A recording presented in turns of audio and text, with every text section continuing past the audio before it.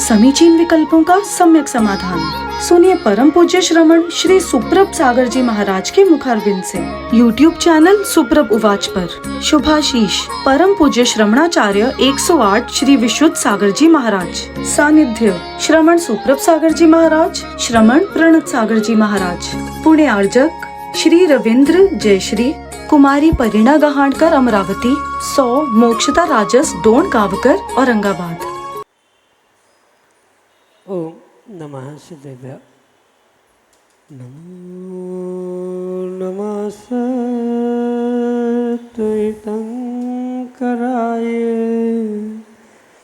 वीराय भव्याम्बुजभास्कराय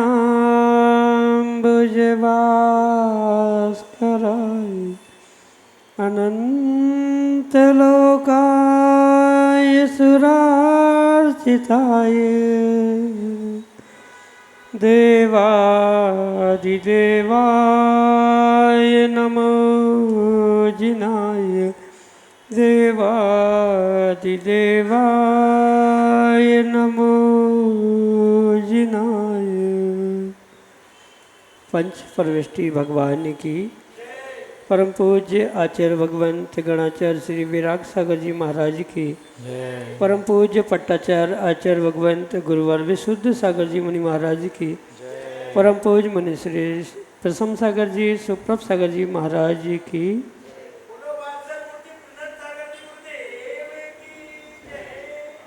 समीचीन विकल्पों का सम्यक समाधान।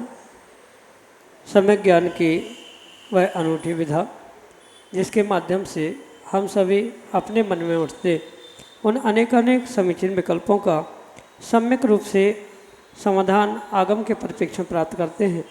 जो सम्यक समाधान हमारे कल्याण के पथ को प्रशस्त कराने वाला है, क्योंकि जहाँ विकल्प है वहाँ संसार है और मन के विकल्प के निवृत्ति का नाम ही वास्तविक में आत्मा का सुख है। और से आत्मिक कल्याण की अनूठी विधा परम पूज्य आचार्य भगवंत गुरुवर विशुद्ध सागर जी महाराज के मंगल सुभाषिष से परम पूज्य मुनि श्री सुप्रभ सागर जी महाराज द्वारा प्रतिदिन आपको प्रदान की जाती है।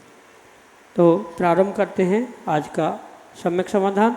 और आज के पहले विकल्प के लिए बासिम महाराष्ट्र से वेदांग सन्मति हरसुले महाराज के चरणों में बारंबार नमोस्तु निवेदित करते हुए अपना समीचीन प्रश्न रख रहे हैं कि महाराज जी, श्रावक प्रतिक्रमण में हम पढ़ते हैं कि जब तक अरिहंत भगवंतों की पर्युपासना करता हूँ तब तक सभी पापों का त्याग करता हूँ। तो पर्युपासना का क्या अर्थ है? हमारे समीचीन विकल्प का सम्यक समाधान करने की अनुकंपा करें। नमोस्तु महाराज जी, नमोस्तु। ओम नमः सिद्धम।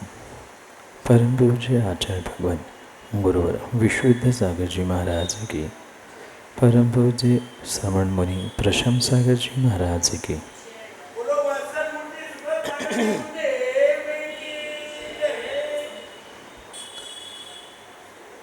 मात्र श्रावक प्रतिक्रमण में ही नहीं अपितु सर्वत्र यह शब्द पर्युपासना प्राप्त होता है।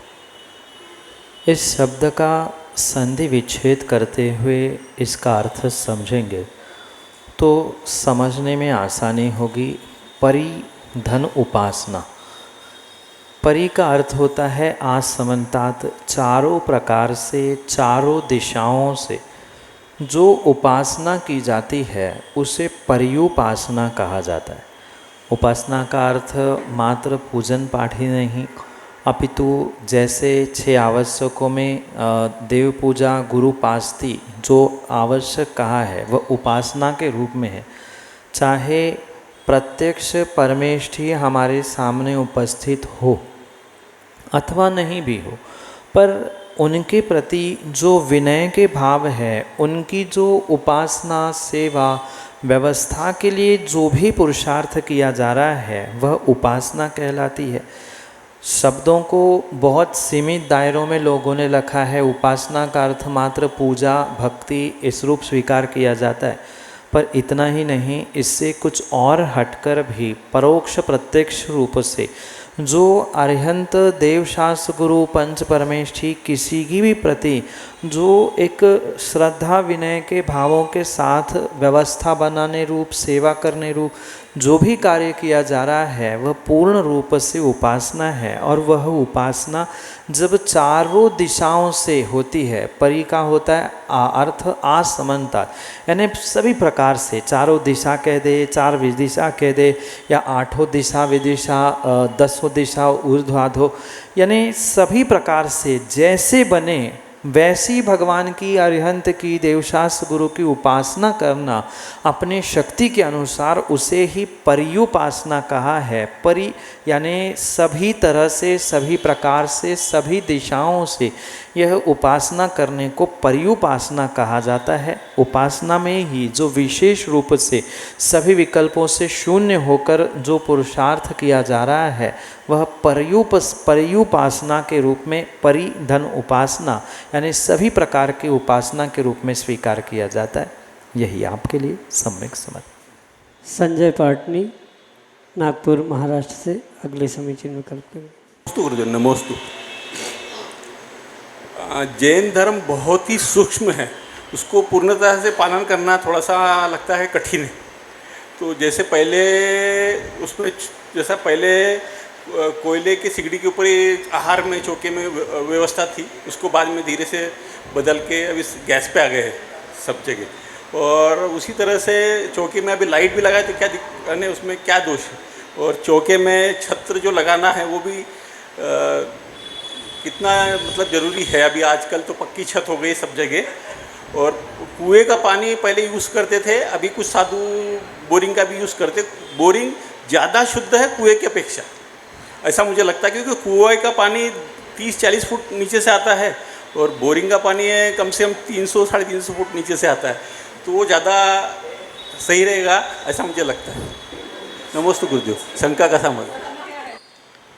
श्रावकों ने वर्तमान में साधुओं की आहारचर्या के निमित्त से जो अपनी प्रमाद स्थिति प्राप्त की है, आलस जो इन क्रियाओं में धारण किया है, उसके कारण से ही कई बार साधुओं को श्रावकों के साथ समझौता करना पड़ता है।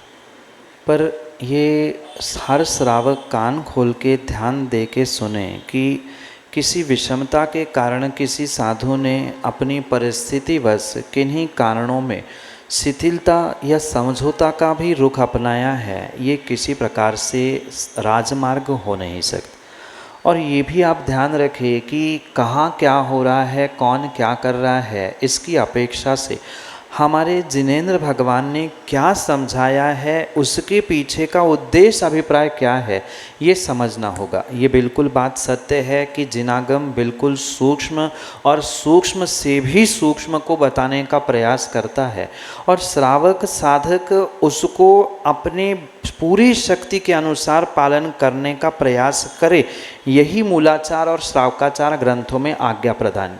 पर इसका मतलब ये नहीं है कि आज सहन नहीं हो रहा है सो मुनिराज कहे कि गर्मी बढ़ रही, हम एसी कूलर के कमरे में रहने लग जाए, या आज श्रावक नहीं मान रहा है सो वो चाहे कि घर से आप टिफ़िन ले आ, धर्मशाला में नीचे ही कमरे में मैं भोजन कर लूँगा।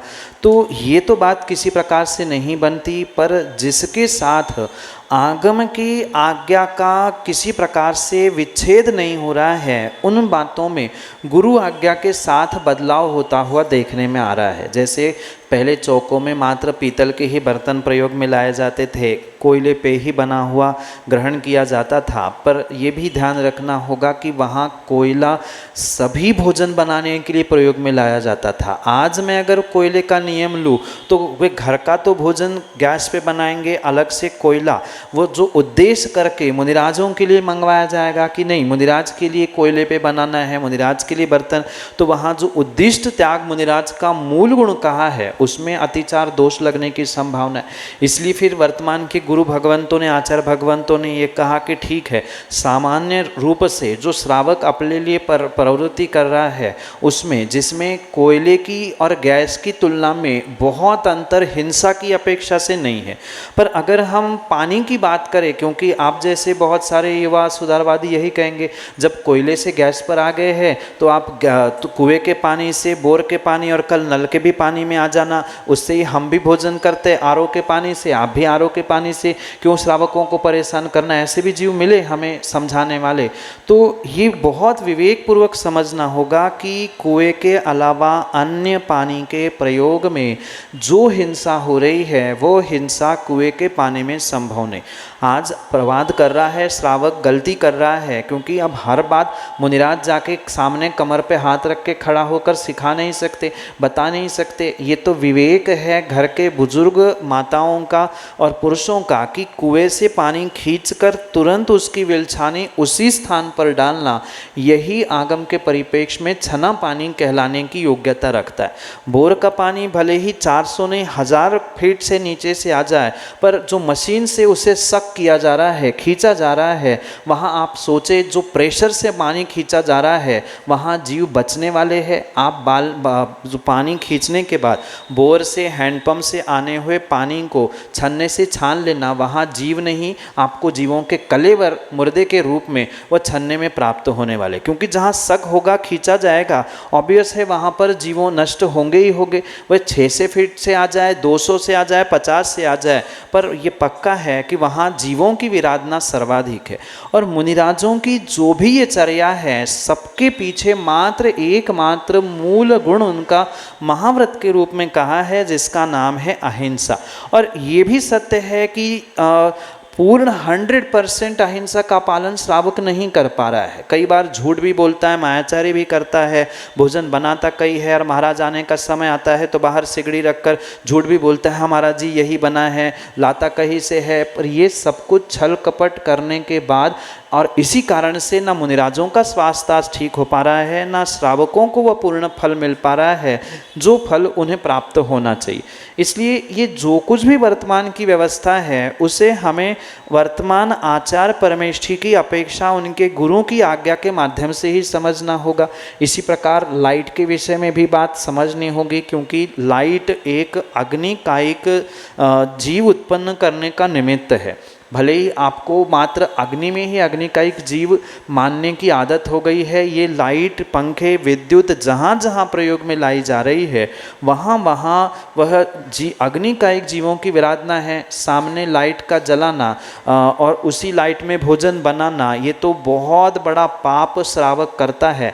उसके छल कपट का तो फल उसे मिलेगा ही मिलेगा। लाइट लगाकर भोजन बनाता है। कई बार तो हमने देखा कि मुनिराज नीचे घर के पास पहुंचते हैं, नीचे से आवाज़ लगाते हैं, धोती दुपट्टा पहनकर सेठ जी सेठानी को, अरे बेटे की माँ लाइट बंद कर दो, महाराज जी आ गए हैं। अब तब तक लाइट जला के वहीं पे भोजन बनाया, आप पुनः महाराज से कह रहे हो महाराज जी मन शुद्धि, वचन शुद्धि, काय शुद्धि, आहार जल शुद्ध है, हम सीधा छल कर रहे हैं। ये तो आपके ऊपर डिपेंड है। आपने शुद्धि बोल ली, मुनिराज ने आप पे विश्वास कर लिया, उन्होंने ग्रहण किया, उनका तो दोष आधा हो गया, पर आपने 200% दोष वहाँ पर छल कपट करते हुए किया। एक तो लाइट में बना हुआ भोजन रात्रि भोजन का ही दोष देने वाला है, क्योंकि दिन हो, उजाला हो, अंधकार हो, समय कोई भी हो, कृत्रिम प्रकाश में बनाने वाला भोजन, कृत्रिम प्रकाश में किए जाने वाला भोजन, ये रात्रि भोजन का ही दोष देने वाला है। इसलिए ये सब कुछ बातों को सारा सार विवेक और बहुत दिमाग को ठंडे रखते हुए ही निर्णय करने की बात है। ये गुरु आज्ञा के अनुसार प्रत्येक संघ की विशेष व्यवस्थाएं देखने के लिए मिल रही है। कौन क्या कर रहा है, कौन कोयले का ले रहा है, कौन बोरिंग का ले रहा है, कोई बरसात का ले रहा है, ये अपना अपना विषय अपने आप के हाथ में है। और रही बात चंदोवे की, तो चंदोवे में भी आचार्य भगवंतों ने कहा है मुनिराज ही नहीं श्रावकों को भी अपने घरों में 7 स्थानों में परमानेंट चंदोवा लगाने की आवश्यकता है। अगर आप ये कह दे कि आजकल तो मकान पक्के हो गए थे, तो मैं पूछना चाहता हूँ कि जो चक्रवर्ती का 84 खंड का महल होता है तो वो क्या खपरेल और झोपड़ी के होते होते हैं, 84 खंड कैसे बने? उनके भी मकान पत्थर के और मजबूत, आपके तो आज फिर भी गिरने के चांसेस है। वो 80, 64, 84 इतने खंड यानी फ्लोर के जब मकान बनते थे तो ऑब्वियस है वहाँ वो पक्के ही होते होंगे।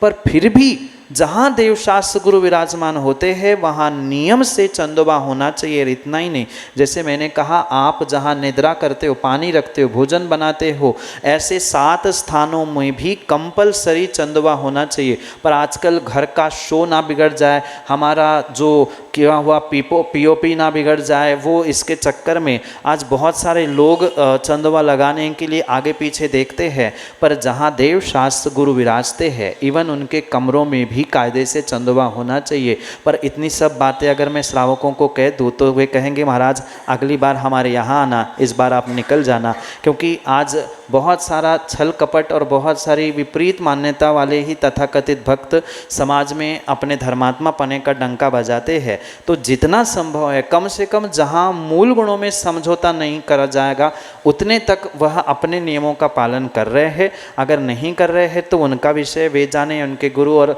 उनकी अपनी अपनी व्यवस्था जाने। पर आगम में पूर्ण रूप से ये व्यवस्था सबके विषय में लिखी गई है और मात्र मुनिराजों के लिए नहीं, श्रावकों के लिए भी जब यह व्यवस्था लिखी है तो फिर मुनिराज तो मुक्ति वधु को वरने के लिए जा रहे हैं। वे विशेष तपस्वी है। जब आपकी शादी संजू भाई हुई थी तो आप भी 4 लोग कपड़ों के भीतर तुम्हें ले गए थे सामान्य वधु को प्राप्त करने के लिए। ये धरती के देवता मुक्ति वधु को प्राप्त करने जाएंगे तो उनके लिए हम चंदोबा भी ना लगा पाए, ये धिक्कारने योग्य बात है। यही आपके लिए सम्यक समाधान। आदि कुमार वर्ण, नागपुर महाराष्ट्र से अगले समय चिन्ह करते हैं। महाराज श्री मेरा प्रश्न ये है कि हमारे समझिए कि एक शास्त्र पारंगत पंडित जी है, बहुत ऊंचा ज्ञान है उनके पास, लेकिन उनका आगे चलकर तबीयत खराब हो गई और उनको खून की ज़रूरत है ऐसा डॉक्टर ने बताया, और उसमें खून भी मेरा ही उनको चलता है ऐसा भी डॉक्टर ने बताया, क्योंकि मैच होना चाहिए वो ग्रुप वगैरह। तो ऐसी परिस्थिति में मैं, अगर वो मुनि भी बनने वाले हैं आगे चलकर, इतने धार्मिक भी है, तो उनको बचाना है तो उनको खून देना पड़ेगा, नहीं तो वो चले जाएंगे। तो मैंने खून देना चाहिए उनको या नहीं देना चाहिए? एक प्रश्न के उत्तर में मेरा आपके साथ है कि आप प्रतिदिन सुबह नहाते होंगे, स्नान करते होंगे। तो आप प्रतिदिन स्नान करते हैं, नहाते हैं, तो क्या उसके पहले एक बार नाली में लौट के आएंगे? जब नहाना है ही तो नाली में लौटने की, कीचड़ में लौटने की कोई गलत बात तो है ही नहीं है, क्योंकि नहाना ही है आधे घंटे बाद। एक सामान्य बालक भी नहाने से पहले में नाली में कीचड़ में लौटने की भावना नहीं रखता। और अगर कोई इंसान ये ज्ञान और अपनी चर्या में विशेष स्थान को, साधुता को प्राप्त करना चाहता है तो उसका ज्ञान और वह साधुता मेरे हिसाब से शून्य है, जो अपनी वर्तमान को पर्याय को बचाते हुए अपनी पुण्य पर्याय को नष्ट करना चाहता है। क्योंकि आगम में खून देना, रक्तदान आदि आदि की व्यवस्था बिल्कुल भी स्वीकार नहीं की गई है। ये तो वर्तमान में 50-60 वर्षों से विपरीत मानसिकता के कारण प्रारंभ हुई उपचार पद्धति है। और ये भी आप ध्यान रखें कि अगर भविष्य में हमें साधु बनना ही है किसी व्यक्ति को, तो साधु बनने का उद्देश्य क्या है? साधु बनने का उद्देश्य समाधि मरण ही करना है। और फिर बाद में हम नाले में लौट कर फिर नहाने से अच्छा है कि भाई अभी जितना पाप किया है उतने में ही हम तुरंत दीक्षा ले और वही समाधि मरण कर ले। इतने वर्षों का किसने देखा है? तब श्रद्धान बचे नहीं बचे, चारित्र बचे नहीं बचे, भाव बचे नहीं बचे, ज्ञान का क्या ठिकाना है? उस सामने वाले व्यक्ति के साथ साथ आपको भी ये निर्णय करने की आवश्यकता है कि आगम के ग्रंथों के और श्लोकों के साथ यूं खिलवाड़ मत करे कि सावध लेशो बहु पुण्य राशो। ये प्रक्रिया तब कही है जहां आप कोई ऐसा कार्य कर रहे हैं जहां पर धर्म कार्य के साथ आपका विशेष फलदायक कार्य है, अभिषेक है, पूजन है, द्रव्य का शोधन है, वहां तो सावध लेशो बहु पुण्य राशो ये सूत्र लग सकता है। पर किसी को खून देना, अपना खून निकालना, ये किसी भी प्रकार से आगम में सावध लेसा नहीं कही है, ये तो पूर्ण रूप से हिंसा ही है। एक जीव के प्राण बचाने के चक्कर में आप अनंतों जीव को मौत के घाट उतार रहे हैं। एक को संयम दिलाने के चक्कर में आप स्वयं असंयमी हो रहे हैं, अनंतों को असंयमी बनाने का प्रयास कर रहे हैं। ये कहाँ तक उचित है? ये आप जैसे विद्वान और आपके विद्वत पंडित जी जैसों को ही निर्णय करने की आवश्यकता है। अगर आगम की बात करें तो आगम किसी भी प्रकार से इस बात को स्वीकार नहीं करता। और मेरी व्यक्तिगत बात कहो तो मैं तो यही कहूँगा, अगर उनको थोड़ा सा भी मुनिराज बनने की इच्छा है तो वे आज ही डॉक्टर के पास से निकलकर किसी मुनि संघ में पहुँचे, दीक्षा ले, और वह बाद में लेने वाली दीक्षा आज ही लेकर आपको भी असंयम से और अपने आप को भी असंयम से बचाते हुए करोड़ों जीवों का प्राण बचाने का संकल्प करे। यही आपके लिए सम्यक समाधान। नलिनी मारवाड़कर अगले समीचीन विकल्प के लिए नागपुर महाराष्ट्र से। नमस्ते महाराज जी, नमस्ते महाराज जी। मैं एक स्त्री हूँ, स्त्रियों को मोक्ष नहीं मिलता ऐसा शास्त्र में कहा जाता है और सच्ची बात है। तो कितने भाव लगते हैं स्त्रियों को मोक्ष जाने के लिए? स्त्री बनकर अनंत भव भी ले ले तो भी उनका मोक्ष होना संभव नहीं, क्योंकि ये आगम की प्रमाणित बात है। स्त्रियों का मोक्ष कतई संभव नहीं है। इसलिए जब भी आपको मोक्ष जाना होगा तब आपको पुरुष बनना होगा। स्त्री बनकर कोई जीव आज तक मोक्ष न गया है, न कभी भविष्य में, न वर्तमान में जा सकता है। इसलिए ये पक्का मानना स्त्रियों का तो मोक्ष है ही नहीं है, पर स्त्री महिला जब कभी पुरुष वेद को, कम से कम द्रव्य पुरुष वेद को, द्रव्य पुरुष लिंग को प्राप्त करेगी, और तब जाकर जब कभी वह निर्ग्रंथ मुनिराज बनने का प्रयास करेगी, तभी उनका मोक्ष होना संभव है। इसके लिए कोई भवों की संख्या नहीं है कि 50 भव, 200 भव, 1000 भव, करोड़ भव, अरब भव, अनंत भव। भव की कोई भी वहाँ गणना नहीं है। जब जितने उत्कृष्ट भावों के साथ मायाचारी छल कपट छोड़ते हुए एक जीव स्त्री पर्याय का छेद करता है, पुरुष बनेगा, तभी जाकर पुरुष पर्याय में निर्ग्रंथ दिगंबर भेष धारण कर साधना के फलभूत मोक्ष को प्राप्त कर सकता है। स्त्रियों का किसी भी पर्याय में मोक्ष नहीं होगा, और गिनती भी किन्हीं आचार्य भगवंतों ने नहीं बताई है। इतना बताया है, वह स्त्री जब भी पुरुष बनेगी, साधना करेगी, तपस्या निर्ग्रंथ भेष के साथ करेंगी, सच्चा भावलिंग धारण करेगी, वही उसी भाव से भी उसका मोक्ष होने की संभावना है। यही आपके लिए सम्यक समाधान। समीचीन विकल्पों का सम्यक समाधान सुनिए परम पूज्य श्रमण श्री सुप्रभ सागर जी महाराज के मुखारविंद से। YouTube चैनल सुप्रभ उवाच पर शुभाशीष परम पूज्य श्रमणाचार्य 108 श्री विशुद्ध सागर जी महाराज। सानिध्य श्रमण सुप्रभ सागर जी महाराज, श्रमण प्रणत सागर जी महाराज। पुणे आर्जक श्री रविंद्र जयश्री, कुमारी परिणा गहाणकर अमरावती, 100 मोक्षता राजस डोन गावकर औरंगाबाद।